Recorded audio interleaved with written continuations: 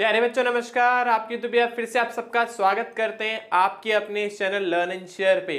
तो बच्चों आज के इस वीडियो के अंदर अपन बात करने वाले हैं चैप्टर नंबर 1 का जो आपको होमवर्क मैंने दिया था उसके सोल्यूशन के बारे में। ठीक है, और बच्चों आज ही इसका लेसन नंबर 1 हम कवर करने वाले हैं। कोशिश करेंगे ज्यादा से ज्यादा क्वेश्चन आज कवर करने, बचे हुए क्वेश्चन अपन नेक्स्ट वाला जो लेसन नंबर 2 का उसमें कवर करेंगे। ठीक है, चलो ज्यादा टाइम वेस्ट किए बिना अपन स्टार्ट करते हैं चैप्टर नंबर 1 का पहला प्रश्न। पहला जो मैंने आपको टॉपिक दिया था वो आवेशों के गुणधर्म से संबंधित था। ठीक है, तो आवेशों के गुणधर्म में सबसे ज्यादा क्वेश्चन क्वांटीकरण ऑफ आवेश पर पूछे जाते हैं, आवेशों का क्वांटाइजेशन जिसको इंग्लिश में बोलते हैं, तो उसी पर पहला प्रश्न आधारित है। ठीक है, ये भी देखो केईटी इंजीनियरिंग मेडिकल के एग्जाम में और मणिपाल के भी इंजीनियरिंग एंट्रेंस एग्जाम में हुआ है। ठीक है, तो क्या प्रश्न है, जब किसी उदासीन धातु की प्लेट से 10⁻19 इलेक्ट्रॉन निकाल लिए जाते हैं तो इस पर विद्युत आवेश क्या होगा। पहले तो ये देखो सिंपल सी बात है, बात बोल रहा है इलेक्ट्रॉन निकालने की, तो जब भी किसी वस्तु से इलेक्ट्रॉन निकलते हैं तो धनावेशित होती है। तो यहाँ पे ऑप्शन में ऋणावेशित भी दे रखा है, तो ये ऑप्शन तो वैसे ही पहले ही गलत। तो अब इन तीन में से कोई एक ऑप्शन होगा। ठीक है, अब हमसे पूछा है कि उस पर आवेश निकालना, तो सिंपल सा फॉर्मूला लगाएंगे Q = Ne। ठीक है ना, n का मान हमारे पास 10⁻19 है, एक इलेक्ट्रॉन पर आवेश 1.6 × 10⁻−19 होता है। ठीक है, आधार समान है, घातें जुड़ जाएगी, +19 -19 बच्चों में देगा 0, तो 10�0। अब कोई 0 मत कर देना इसको, किसी के ऊपर भी घात अगर 0 तो मान 1 होता है, तो उत्तर हमारे पास आ जाएगा 1.6 कूलम। तो इसका करेक्ट आंसर है प्लस का 1.6 कूलम। ठीक है, आई होप सबको समझ आ गया होगा, स्ट्रेट फॉरवर्ड क्वेश्चन था। चलो प्रश्न संख्या 2 पे चलते हैं। चलिए दूसरा प्रश्न वैसा ही सेम कॉपी क्वेश्चन है। किसी पिंड पर इतने आवेश है, मतलब इतना आवेश है तो मतलब वो ऋणावेशित है, मतलब उसने इलेक्ट्रॉन गेन किए होंगे, लिए होंगे। तो अब हमसे पूछ रहा है कि कितने इलेक्ट्रॉन एक्स्ट्रा हैं उसके पास, मतलब इस बार हमें नंबर ऑफ इलेक्ट्रॉन निकालने, यानी इलेक्ट्रॉनों की संख्या निकालनी। जबकि पिछले क्वेश्चन में नंबर ऑफ इलेक्ट्रॉन दिए हुए थे, इलेक्ट्रॉनों की संख्या दी हुई थी, आवेश निकालना था। इस बार आवेश हमें दे रखा है 80 माइक्रोकूलम। माइक्रो का मतलब बच्चों 10⁻⁻6 कूलम। ठीक है, और हमें n की वैल्यू पूछी है, n हमें पता नहीं, e के ऊपर कितना मान होता है 1.6 × 10⁻−19। ठीक है, फॉर्मूला वही Q = Ne, n का मान Q/E, Q का मान कितना है 80 × 10⁻⁻6 और E का मान है 1.6 × 10⁻⁻19। ठीक है, बस सॉल्व कर लेंगे। देखो ये देखो पॉइंट हटाया तो यहाँ पे हो गया 800, तो 16 पंजे 80 और 50 एज इट इज। ठीक है, मतलब 0 एज इट इज, तो उत्तर आया 50 × 10⁻⁻6 तो था ही। अब जब ये भाई साहब यानी -19 से ऊपर जाएंगे तो इनका चिन्ह परिवर्तित हो जाएगा, ये हो जाएगा प्लस का 19। तो 50 × 10⁻⁻6 + 19 करेंगे तो बच्चों हमारे पास उत्तर आएगा 13, तो ये प्लस का 13। ठीक है, स्टैंडर्ड फॉर्म तो यही बोलती है कि जो दशमलव वो एक संख्या के बाद लगना चाहिए। तो बाय डिफॉल्ट अभी दशमलव है 0 के बाद, तो उसको जब अपन लेफ्ट में शिफ्ट करेंगे, मतलब इधर की तरफ, तो घात 1 से बढ़ जाएगी, तो उत्तर आएगा 5.0 × 10⁻14। ठीक है, और ये हमारे पास नंबर ऑफ इलेक्ट्रॉन है, तो कोई मात्रक तो आएगा नहीं। तो देख लेते हैं, ये रहा उत्तर करेक्ट है। अब देखो कॉमन सेंस भी लगा सकते थे, जब एग्जाम में ऐसे प्रश्न आते तो पूरा सॉल्व करने की भी जरूरत नहीं है भाई। देखो नीचे जो घात है वो ऋणात्मक है, जब वो ऊपर जाएगी तो प्लस हो जाएगी, तो जो उत्तर आएगा वो प्लस की घात में आएगा। अब इसमें भी नेगेटिव घात है, इसमें भी नेगेटिव घात है, इसमें भी नेगेटिव घात है, तो सिंपल सा एक ही उत्तर इसका संभव है, वो है ऑप्शन नंबर सी। ठीक है, ये भी पीएमटी में मेडिकल में आया हुआ क्वेश्चन है, एमपी पीएमटी के अंदर। ठीक है, मध्य प्रदेश का जो पहले पीएमटी हुआ करता था। तो ऐसे आसान से प्रश्न आते हैं पीएमटी के एग्जाम में भी, जो बहुत इजीली क्रैक हो जाते हैं। ठीक है, चलो आई होप सबको क्लियर हो गया होगा, आगे चलते हैं। ठीक है, ये भी इंजीनियरिंग एग्जाम का है, केईटी। ओके, ये तो भाई साहब बहुत आसान है, लेकिन थोड़ा टेढ़ा प्रश्न है। जब किसी वस्तु को पृथ्वी से जोड़ा जाता है तो पृथ्वी से वस्तु की ओर इलेक्ट्रॉन का प्रवाह होता है। मतलब आपने किसी वस्तु को भू संपर्कित किया, अर्थ से जोड़ा, और पृथ्वी से इलेक्ट्रॉन निकल रहे हैं इसमें जाने के लिए, ताकि इसको निरावेशित कर दें। तो धरती से अगर इसमें इलेक्ट्रॉन जा रहे हैं, मतलब ये कैसा रहा होगा ये धनावेशित रहा होगा, तभी तो उस धनावेशित वस्तु को उस धनावेश को निरस्त करने के लिए इलेक्ट्रॉन ऊपर की तरफ बढ़े। तो उसका प्रश्न ये है कि इसका क्या तात्पर्य है कि वस्तु कैसी है, धनावेशित है। ठीक है, ये भी प्रश्न हमने जब मैंने आपको पढ़ाया था लाइव क्लास में तो उसमें कराया था। ठीक है, तो ये भी आसान था। अगर हाँ प्रश्न उल्टा हो जाए कि भाई इलेक्ट्रॉन उसमें से निकल के धरती में जा रहे हैं, तो मतलब उसके पास इलेक्ट्रॉन ज्यादा है, इलेक्ट्रॉन ज्यादा है मतलब उसके ऊपर नेगेटिव आवेश है। तो अगर होता है ऐसा कि इलेक्ट्रॉन निकल के जा रहे हैं तो उत्तर हो जाता है ऋणावेश। ठीक है, बाकी कुचालक और अनावेशित का तो कोई लॉजिक बैठ ही नहीं रहा क्योंकि इलेक्ट्रॉन का ट्रांसफर हो रहा है। ठीक है, चलो चलते हैं आगे प्रश्न की तरफ। अब आ गया है हमारे पास सिंपल प्रश्न, एमसीक्यू वाला प्रश्न अब जा चुके हैं, 3 ही डाले थे क्योंकि ज्यादा सच कुछ बनते नहीं है। ठीक है, हाँ जैसे कूलाम के नियम पे ढेरों प्रश्न है तो बहुत सारे डले हुए हैं। ठीक है, तो उसके ऊपर प्रश्न खूब आते हैं। गाउस के नियम पे प्रश्न बहुत सारे आते हैं। इलेक्ट्रिक फील्ड यानी विद्युत क्षेत्र के ऊपर बहुत सारे प्रश्न आते हैं, तो उसके ऊपर आपको बहुत सारे प्रश्न मिलेंगे भी होमवर्क में। चलो, एक धातु के टुकड़े से कितने इलेक्ट्रॉन हटाए जाए, मतलब निकाल लिए जाए ताकि इस पर इतने कूलाम धनावेश आ जाए। ठीक है ना, सिंपल सा क्या क्वेश्चन है, कितने इलेक्ट्रॉन निकाल लो, यानी प्रश्न में पूछा गया है इलेक्ट्रॉनों की संख्या और आवेश हमें दे रखा है 1 × 10⁻⁻⁷। ठीक, n की वैल्यू हमसे पूछी, फॉर्मूला होता है Q = Ne। n किसके इक्वल आया, Q/E के। Q है 10⁻⁻⁷, यह 1.6 × 10⁻⁻�19। ठीक है बच्चों, अब हमें पता है हम जब पॉइंट हटाते तो ऊपर क्या आ जाता है, 10 आ जाता है, तो लिख देते हैं जब हम ऊपर पॉइंट हटाएंगे तो ऊपर 10 आ जाएगा। ठीक है, इस 10 को 2 मिनट के लिए साइड रखो, 16 को इसके साथ रखो, 10⁻⁻⁷ है ही तुम्हारे पास, ये 19 जब ऊपर जाएगा तो प्लस का 19 हो जाएगा, माइनस है ना, साइन चेंज। देखो 2 की टेबल से कट रहे हैं तो 2 पंजे 10 और 2 अट्ठे 16, इन दोनों को सॉल्व करो, 5/8 × 10⁻12। ठीक है, अब देखो टेबल बोल लो, मतलब पाड़ा बोल लो 8 का, तो 8 छिंग हो गया 48। अच्छा जा नहीं रहे तो पॉइंट लगाएंगे, 8 छिंग हो गया 48, बच्चा कितना हमारे पास 2 का हो गया 20, तो 8 दूनी 16, बच्चा कितना 4 तो हो गया 40, 8 पंजे 40।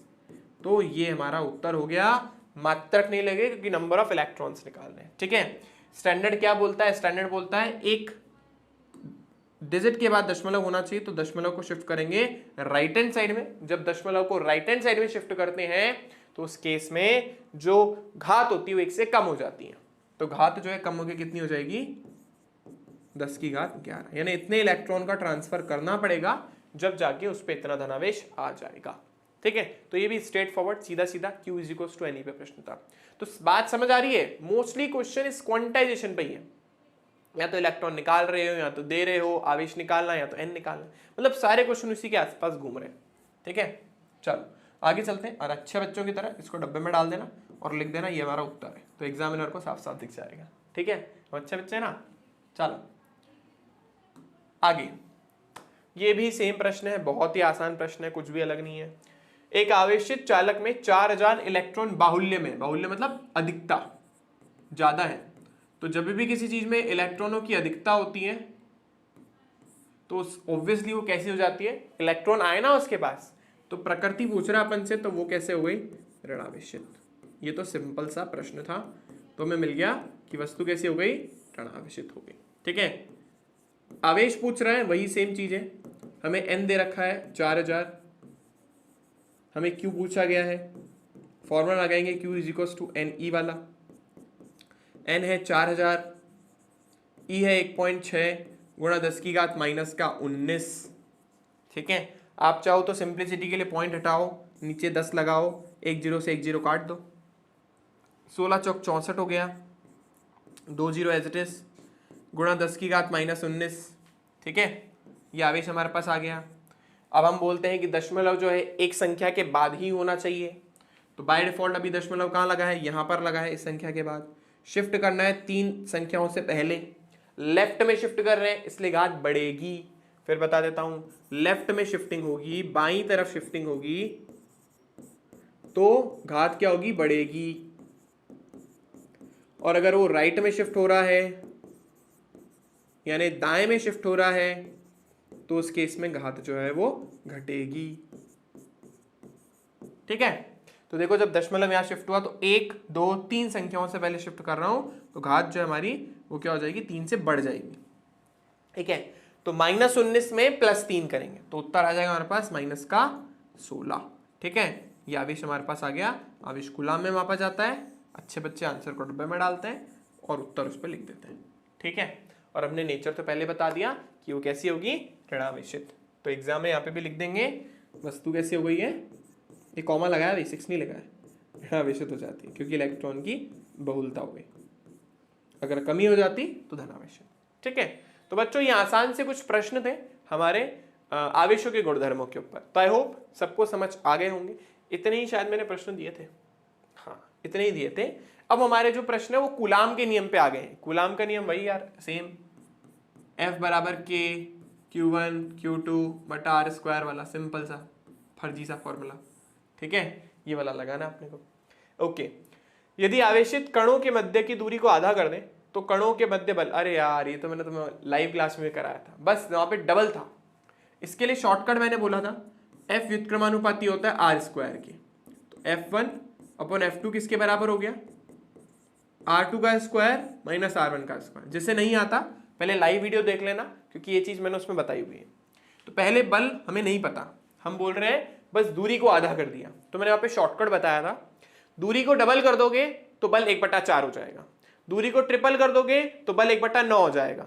अब जब दूरी कम कर रहे हो तो बल बढ़ेगा ना, क्योंकि व्युत्क्रमानुपाती है। तो इसका मतलब दूरी बढ़ाने पर बल घटेगा, दूरी घटाने पर बल बढ़ेगा। तो बल बढ़ किस में रहा है, बल सिर्फ इसमें ही बढ़ रहा है और इसमें ही बढ़ रहा है, इसमें घट रहा है इसमें घट रहा है। तो दो ऑप्शन तो वैसे ही डिलीट। और हमने बोला था उस नंबर का स्क्वायर होता है, तो नंबर का स्क्वायर हो रहा है, 2 का वर्ग करोगे तो 4 आएगा, इसका मतलब दुगना भी गलत। तो मैं तो कुछ भी नहीं जानता तो भी मुझे पता है कि आंसर 4 आएगा, पर फिर भी सॉल्व कर देते हैं। देखो पहले मैंने क्या ट्रिक लगाई, पहली बात तो दूरी घट रही है तो बल बढ़ेगा, घटने का तो सवाल ही नहीं है। इसमें घटा दिया, इसने 1/4 कर दिया, इसमें भी घटा दिया, ये भी गलत है। अब ऑप्शन 2 है, या तो डबल हो रहा है या तो 4 गुना। तो मैंने आपको दिख रहा है यहाँ पे स्क्वायर हो रहा है, तो मतलब अगर मैंने दूरी को आधा भी करा है तो 2 का स्क्वायर भी 4 होता है, 2 का स्क्वायर 2 तो नहीं होता ना, इसलिए दुगना तो गलत है। तो ऑप्शन कौन सा करेक्ट है, 4 गुना। ठीक है, तो ये तो शॉर्ट ट्रिक से अगर अपन ने ब्रेन से यूज करा, कॉपी पेन की जरूरत भी नहीं पड़ी, ऐसे लगा दिया आंसर। ठीक है, टिक। अब तरीके से करते हैं। मान लो पहले बल F था, अभी मुझे बल नहीं पता। मान लो पहली दूरी R थी, ठीक है ना, पहले दूरी कितनी मानी अपन ने, R, यानी R1 का मान R के बराबर रखा अपन ने, R2 का मान इसका आधा कर दिया तो R/2 कर दिया। F1 का मान अपन F के बराबर रखा, F2 का मान हमें नहीं पता। ठीक है, अच्छा इसका वर्ग हो रहा है तो R का वर्ग कर दिया और R/2 का भी वर्ग कर दिया। ठीक है ना, डबल कर आधा करना था ना, इसलिए। तो अब कॉमन सेंस लगाएंगे, F2 का मान चाहिए अपने को, तो हमारे पास हो गया R²/4/R²। सॉल्व कर लो, F/F2, F2 का मान चाहिए R²/4R²। ठीक है, तो ये दोनों कैंसिल हो गए भाई, तो ये इससे गुणा हुआ तो 4F बराबर हमारे पास आ गया F2, यानी F2 का मान कितना हो गया बच्चों, 4 गुना हो गया। इसका मतलब उत्तर जो हमने बोला था वो करेक्ट है। ठीक है, देखो बिल्कुल सिंपल सी ट्रिक होती है। जैसे मान लो दूरी डबल कर दी तो अब बल घटेगा, तो घटाने वाले ऑप्शन देखो कितना घटेगा, उसका स्क्वायर कर दो ना। जैसे डबल कर दिया तो 4 गुना घट जाएगा, ट्रिपल कर दिया 9 गुना घट जाएगा, 4 गुना कर दिया 16 गुना घट जाएगा, 5 कर दिया 25 गुना घट जाएगा, 13 गुना बढ़ा दिया दूरी को 169 मतलब 169 169 गुना कम हो जाएगा, 1/169 हो जाएगा। ऐसे तो हम डायरेक्टली कर सकते हैं, दूरी घटाओगे बल बढ़ेगा, दूरी बढ़ाओगे बल घटेगा। ठीक है, तो ये हमने यहाँ पे इस लॉजिक से बता दिया, डायरेक्ट भी बता दिया और सोल्यूशन भी कर दिया। चलो आगे चलते हैं। CPMT ये भी अगेन मेडिकल का प्रॉब्लम है कोई। ठीक है, पहले एग्जाम में क्या हिंदुस्तान में बहुत सारे ऐसे अलग अलग एग्जाम होते थे। उड़ीसा अलग करा रहा है, केरला अलग करा रहा है, बिहार अलग करा रहा है, राजस्थान अलग करा रहा है, यूपी अलग करा रहा है, JNK अलग करा रहा है, ये वो मध्य प्रदेश सब अपनी इच्छा से अलग अलग करा रहे हैं। और कुछ यूनिवर्सिटीज फिर अपने तरफ से अलग अलग करा रही है। तो गवर्नमेंट ने बोला यार क्या तुमने झमेला बांधा हुआ है। ठीक है, तो उन्होंने एक ही एग्जाम कंडक्ट करने के लिए बोला, नीट कंडक्ट करवा लो, इसके बेसिस पे एडमिशन दे देना। ठीक है, तो इसलिए कॉमन एंट्रेंस एग्जाम उन लोगों ने निकाल दिया नीट। ठीक है, जो मेडिकल वाले बच्चों के लिए। तो ये सब पुराने क्वेश्चन है। तो जब हम किसी भी कंपटीशन एग्जाम के बारे में बात करते हैं, चाहे वो जेई हो चाहे नीट हो, पुराने क्वेश्चंस काफी इंपॉर्टेंट रखते हैं। अगर आप मान लो 2022 में एग्जाम में बैठने वाले हो, वैसे तो आप बच्चे 2023 में बैठोगे, ठीक है, तो मान लो जो बच्चे भी 2022 में बैठने वाले, तो वो आज से 10 साल पहले तक के जितने प्रश्न वो कर डालो। मतलब 2012 से लेके 2022 तक के सारे क्वेश्चन हाथ से निकाल लो, मैं कह रहा हूं बहुत अच्छे मार्क्स आएंगे। ऐसे अगर आप 2023 में एग्जाम देने वाले हो, 2013 से 2022 तक के प्रश्न निकाल लो, कहीं प्रॉब्लम नहीं आएगी, ठीक है, क्योंकि कहीं ना कहीं क्वेश्चन बार बार रिपीट होते ही हैं। भाई ऑब्वियस ही बात है, रिपीट होने का मतलब ये नहीं कि एज इट इज क्वेश्चन आ जाए, वो तो बहुत ही कम चांसेस होते हैं, बट उसके अंदर सिर्फ वैल्यू चेंज हो जाएगी। जैसे होता है ना मैथ्स में होता है या फिजिक्स में होता है, वैल्यू चेंज हो गया, क्वेश्चन आ गया, क्वेश्चन नया हो गया, है कुछ भी नहीं, बस वैल्यू चेंज हो गई। तो यहाँ पे भी सेम ट्रिक है। तो दिमाग के घोड़े दौड़ाने के लिए ज्यादा से ज्यादा प्रीवियस ईयर के क्वेश्चंस करो, जितने ज्यादा हाथ से निकालोगे उतना बेनिफिट में रहोगे, ठीक है। देखो मेंस का लेवल और पीएमटी का लेवल, मतलब मेडिकल एंट्रेंस एग्जाम का लेवल, दोनों का लेवल ऑलमोस्ट सेम होता है। तो ऐसा कुछ हार्ड एंड फास्ट क्वेश्चन नहीं आते फिजिक्स में। हाँ, तगड़े क्वेश्चन आते हैं आपके फिजिक्स में एडवांस में, क्योंकि एशिया का टफेस्ट एग्जाम है, मतलब इंडिया का तो सबसे टफेस्ट है, एशिया में टॉप 10 में आता है ये एग्जाम, ठीक है, टफेस्ट एग्जाम की लिस्ट में टॉप 10 में आता है एडवांस का नंबर, ठीक है, और इंडिया में तो काफी टफेस्ट माना ही जाता है, सबसे टफेस्ट एग्जाम मानते हैं। तो बेसिकली आप मेंस और नीट तो आराम से क्रैक कर सकते हो ऐसे क्वेश्चंस के साथ। बाकी एडवांस के अंदर और भी तरीके के क्वेश्चंस आते हैं, मल्टीपल, अभी हम एक सिंगल करेक्ट कर रहे हैं, सो मल्टीपल करेक्ट आते हैं, ठीक है, इंटीजर टाइप के, इंटीजर मतलब आपको आंसर लिखना पड़ेगा, वैल्यू बेस्ड होते हैं, उनको वैल्यू बेस्ड प्रॉब्लम बोलते हैं। तो ऐसे अलग अलग तरीके के आते हैं, और आप प्रिडिक्ट नहीं कर सकते पेपर कैसा आएगा, कोई नहीं कर सकता, हर बार एक नया पैटर्न का पेपर होता है, ठीक है, तो वो थोड़ा एग्जाम क्रैक करना टफ होता है। बाकी नीट और मेंस तो आपका निकल जाएगा, ठीक है। चल, तो क्या है नेक्स्ट प्रश्न, दो आवेश है, एक तो इतना आवेश है और एक इतना आवेश है ना, एक दूसरे से कुछ दूरी पर है, पता नहीं कितने दूरी पर है, उन दोनों पर लगने वाले बलों का अनुपात, ये भी मैंने आपको करवाया था लाइव क्लास में, कि चाहे आवेश के मान कुछ भी हो, पहला दूसरे पे और दूसरा पहले पे बराबर बल लगाते हैं, तो ये सारी फालतू बातें रखी हैं, 1.1 लगाओ, क्योंकि आवेशों से कोई मतलब होता ही नहीं है, ठीक है। तो ऐसे क्वेश्चन देखो फालतू पागल बनाने के होते हैं। चलो आगे चलते हैं। ओके, नियत आवेश से आवेशित दो गोलाकार के मध्य बलों का अनुपात वायु में और के परावैद्युतांक माध्यम में क्या होगा, ये भी कराया हुआ है। मैंने आपको बताया था किसी भी माध्यम में लगने वाला जो बल होता है वो निर्वात में लगने वाले बल का 1/ε होता है, मैंने आपको पढ़ाया था। और मैंने ये भी बताया था इस ε को कई जगह परावैद्युतांक लिखा जाता है, मतलब के लिखा जाता है। तो आपसे भी तो प्रश्न ही पूछा जा रहा है, वायु या निर्वात एक ही चीज है, फिर कह रहा हूं अलग अलग मत करना। और उस माध्यम के अंदर तो पहले हमें F चाहिए, फिर FM चाहिए, तो देख लो भाई, क्रॉस मल्टीप्लाई कर लो। इस वाले को हम साइड में रख देता हूं क्योंकि इसका काम नहीं है, ठीक है ना, K दे रखा है तो उसको मैं आप लिख देता हूं F/K। हमें F/FM चाहिए, इसको दर शिफ्ट करो तो कितना आंसर आया, K/A। कुछ भी नहीं है, बिल्कुल फुद्दू सा क्वेश्चन था, तो आंसर आया इसका K/1, ठीक है। बच्चा कंफ्यूज होगा या तो पहले में या तो दूसरे में, तो मैंने आपको बता दिया, ये फॉर्मूला अपन ने याद कर ही रखा है, कोई प्रॉब्लम है नहीं, आंसर आ जाएगा। हाँ, पहले माध्यम में होता फिर परावैद्युतांक में होता, पहले माध्यम में होता फिर निर्वात में होता, तो उस केस में 1 क्या आता, ठीक है। चलो एक और शॉर्ट ट्रिक बता देता हूं, गड़बड़ नहीं होगी।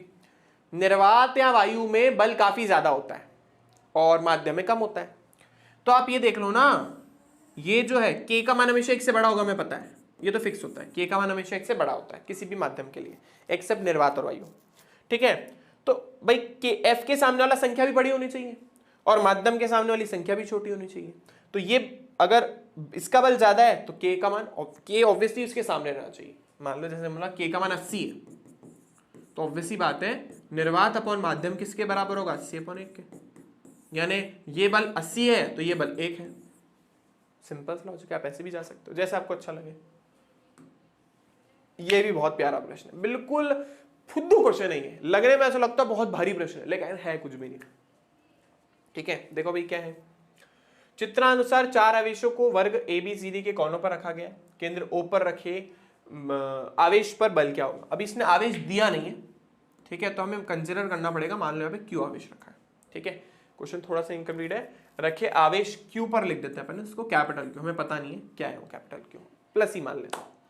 तो भाई ऐसे प्रश्न इसका मोस्टली आंसर 0 होता है, ठीक है, पर फिर भी बता देता हूं, देखना भाई, सिंपल सा लॉजिक है, ये धनावेश ये धनावेश प्रतिकर्षित करेंगे। प्रतिकर्षण के केस में आपको पता है एरो ऐसे बनते हैं, ऐसे, पर हमें तो इस पे लगने वाला बल देखना है, तो इसने इसके ऊपर लगा दिया, इसको अपन ने बोल दिया एफ ए वेक्टर, इसने इसके ऊपर लगाया है ना। ये वाला वापस प्रतिकर्षित करेंगे, इसका मतलब इन पे जो बल लगेंगे वो कुछ ऐसे होंगे। ये हमारे पास हो गया एफ सी। एक चीज नोटिस कर लो, एफ ए और एफ सी सेम है, क्योंकि इसके लिए भी दूरी और आवेश सेम है, इसके लिए भी दूरी और आवेश सेम है, मतलब दोनों एक दूसरे को खा जाएंगे, कैंसिल कर देंगे।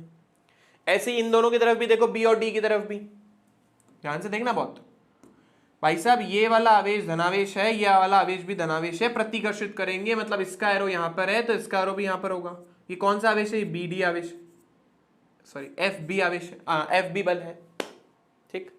अब जरा इस डी को और इस ओ को कंसिडर करो, वापस ले लेते हैं इसमें, क्योंकि ये क्या कर रहे हैं, एक दूसरे को आकर्षित कर रहे हैं ना, ये एक दूसरे को क्या कर रहे हैं, आकर्षित कर रहे हैं, तो इसके अंदर बल अंदर लगेगा, इस पे भी बल अंदर लगेगा। ओहो गड़बड़ हो गई इस बार गड़बड़ हो गई, क्योंकि इस बार इन दोनों बलों ने एक दूसरे को कैंसिल करा ही नहीं। पहले के केस में इसने इसको कैंसिल कर दिया था, लेकिन इस बार क्योंकि एक दूसरे को आकर्षित कर रहे हैं, अगर यहाँ पे +2 के साथ साथ अगर यहाँ पे भी +2 क्यों लिखा होता तो कैंसिल कर देते, तो इसका आंसर मैं बोल देता आपको 0 है। यहाँ फिर ऑल्टरनेट होता है, जैसे यहाँ प्लस माइनस ऐसा होता, प्लस माइनस ऑल्टरनेट साइन होते हैं तो भी 0 हो जाता, लेकिन यहाँ सबके साइन सेम होते, माइनस या प्लस तो 0 हो जाता।